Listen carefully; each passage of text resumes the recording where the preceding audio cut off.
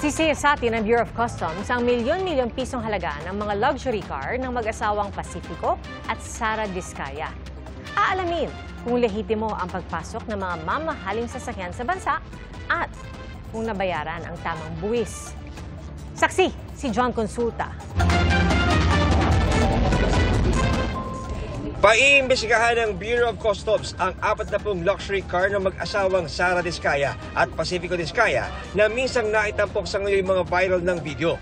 Ang mag-asawang Diskaya ang may-ari ng Alpine Omega General Contractor and Development Corporation na isa sa 15 kumpanyang pinangalanan ni Pangulong Bongbong Marcos na nakakakorder ng 20% ng mga flood control projects sa bansa.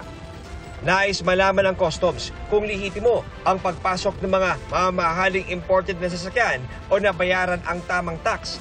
Lalo't milyong-milyong piso ang halaga ng mga sasakyan ng mag-asawa na lumabas sa social media. Ang minimum doon, magkakaroon man ng seizure proceedings. Pero depende kasi sa level ng hindi pagbabayad yan. Titignan natin yan.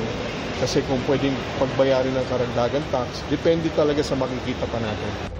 Kadalasang gumagamit sila ng LOA o Letter of Authority kapag may i-inspectioning warehouse o commercial establishment. Pero dahil nasa bahay ang mga nasabing luxury vehicles, hindi ito uubra. Bahay po kasi yan. Ibang rules eh. May protection kasi yung tahanan base sa ating konstitusyon at sa mga batas.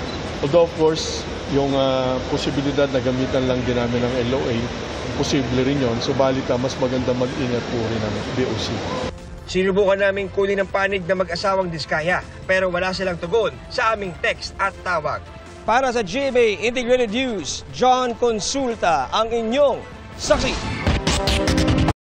Mga kapuso, maging una sa saksi. Mag-subscribe sa GMA Integrated News sa YouTube para sa iba't ibang balita.